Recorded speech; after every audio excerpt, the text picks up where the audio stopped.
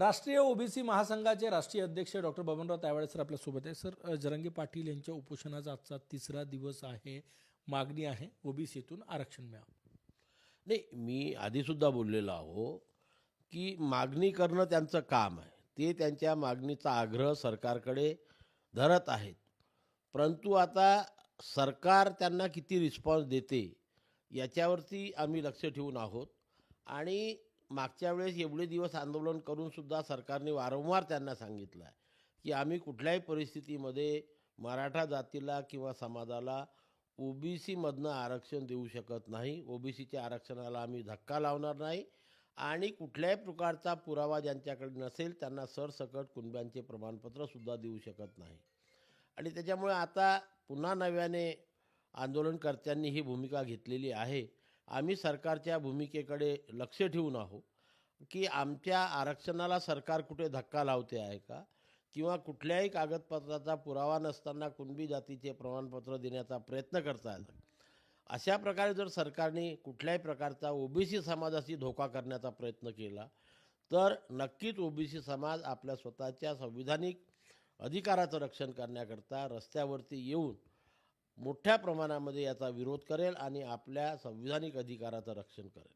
आणि याकरिता म्हणूनच आम्ही महाराष्ट्रातील निवडक 100 पदाधिकाऱ्यांचं 1 आणि 2 फेब्रुवारीला चिखलदरा येथे 2 दिवसाचं चिंतन शिबिर आयोजित केलेलं आहे की अशा प्रकारची जर वेळ आली तर मग या महाराष्ट्रातील संपूर्ण ओबीसी समाजाने कुठली भूमिका घ्यायची आणि कशा प्रकारे तीव्र निषेध नोंदवायचा, जाहीर निषेध करायचा आणि आपल्या संविधानिक आरक्षणाचं रक्षण करायचं. तुमची चिंतन बैठकीमध्ये काय होणार आहे आणि जरांगेंनी उपोषण सुरू केलं त्यामुळे ही चिंतन बैठक आहे?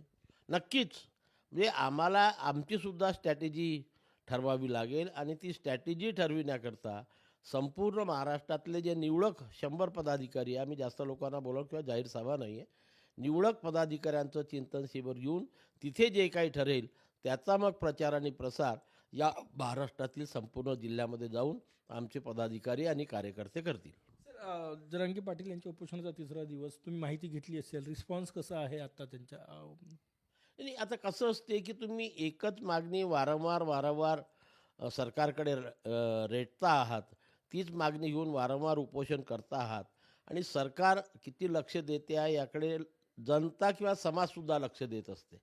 आणि आता जेव्हा समाजाच्यासुद्धा लक्षात येतं की बा ही मागणी सरकार मान्य करू शकत नाही, तेव्हा नक्कीच समाज विचार करतो की वारंवार आपण या आंदोलनामध्ये सहभागी व्हायचं की नाही व्हायचं. आणि म्हणून समाज आता कितपत सिरियस घेते याच्यावरती त्यांच्या आंदोलनाला गर्दी राहणार आहेत. समाजाने जर सिरियस घेतलं नाही तर नक्कीच गर्दी कमी होईल आणि समाजाने पुन्हाच आधीच्या प्रमाणे सिरियस घेतलं तर ती गर्दी वाढेल. त्याच्यावर सुद्धा आम्ही लक्ष ठेवलं. सिरियस घेतल्या आता तर तशीच गर्दी आहे? अजूनपर्यंत तशा प्रकारे दिसून नाही राहिलेलं आहे की मागच्या वेळेस जशी गर्दी दिसून येत होती तशा प्रकारची गर्दी अजून दिसून येत नाही. शेवटचा प्रश्न, चिंतन शिबिरात नेमके काय निर्णय अपेक्षित आहे?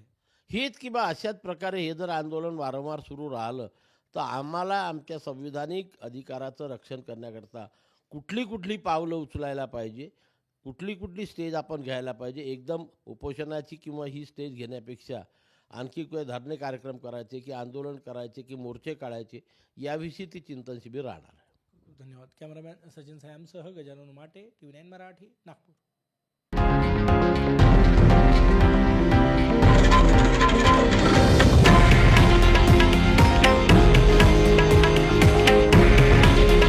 हे आहे देशातील नंबर 1 न्यूज नेटवर्क आणि आपण पाहत आहात TV9 मराठी.